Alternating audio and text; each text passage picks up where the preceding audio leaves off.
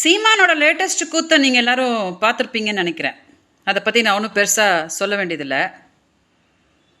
இலங்கையில் தலைவர் பிரபாகரன் அவர்கள் உயிர் கொடுத்து போராடிட்டு இருக்கும்போது, இலங்கையில் தமிழர்கள்லாம் செத்துட்டு இருக்கும்போது, இங்கே என் வாழ்க்கையை சீரழிச்சுக்கிட்டு குடிச்சிக்கிட்டு ஆட்டம் போட்டு எல்லாத்தையும் பண்ணிட்டாரு.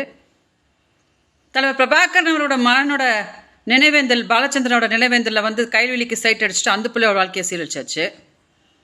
இப்போ 14 வருஷமாக துடிச்சிட்டு இருந்த இந்த கேஸில் இப்போ ஆளுங்கட்சி எடுத்து அது என்னன்னு பார்த்துட்டு இருக்கும்போது, நேரமே ஒரு தலைவனாக அதை என்னென்னு ஃபேஸ் பண்ணுறதை விட்டுட்டு ஓடி போய் சுப்ரீம் கோர்ட்டில் வாய்தா வாங்கிட்டு இந்த மாதிரி குரங்கு மாதிரி மரம் ஏறிக்கிட்டு கல் குடிங்க அது குடிங்கன்னு உட்காந்துக்குன்னு கூத்தடிச்சுன்னு உட்காந்துட்ருக்கிறார்.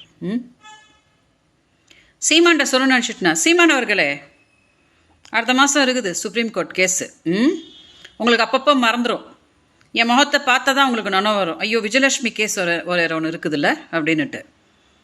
இப்போ இந்த மரம் ஏறிட்டு இருக்கீங்க இல்லையா, அந்த வீடியோ அப்படியே போட்டு சுப்ரீம் கோர்ட்டில் காமிச்சிட்டு, இப்படி தான் எல்லாருமே நல்லது சொல்லிக் கொடுக்கும்போது இவன் ஒருத்த மட்டும்தான் தப்பு தப்பாக இப்படிலாம் சொல்லிக் கொடுப்பான், கல்லை குடிங்க, அப்புறம் ஒரு பொம்பளை பிள்ளை வாழ்க்கையை சீரழிச்சிட்டு இவன் தம்பிக்கிட்ட சொல்லுவான், இப்படி பண்ணுதான் ஃபேமஸ் ஆவாடா என்னை மாதிரி பண்ணுடா அப்படின்னு சொல்லி தருவான் அப்படின்னு நீங்கள் பண்ணுற கூத்தெல்லாம் நான் சுப்ரீம் கோர்ட்டில் போட்டு காட்டுறேன்.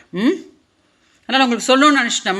மரம் ஏறுங்க, மலை ஏறுங்க, இன்னும் என்னென்னலாம் ஏற முடியுமோ, இன்னும் என்னென்னலாம் அட்டகாசம் பண்ண முடியுமோ, ஹையஸ்ட்டு எல்லாம் நீங்கள் பண்ணி காட்டினாதான் எல்லா வீடியோவும் எடுத்துகிட்டு போய் சுப்ரீம் கோர்ட்டில் காட்டிட்டு உங்களுக்கு என்ன பண்ணுமோ பண்ணுறது வசமாக இருக்கும் நமக்கு.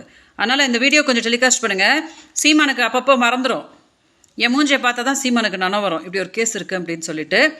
அதனால் இந்த குரங்கு லேட்டஸ்ட்டாக காட்டியிருக்கிற இந்த குரங்கு வித்தியா இருக்குது இல்லையா, இந்த வீடியோவும் கண்டிப்பாக சுப்ரீம் கோர்ட்டில் நான் ப்ளே பண்ணி காட்டுறேன்.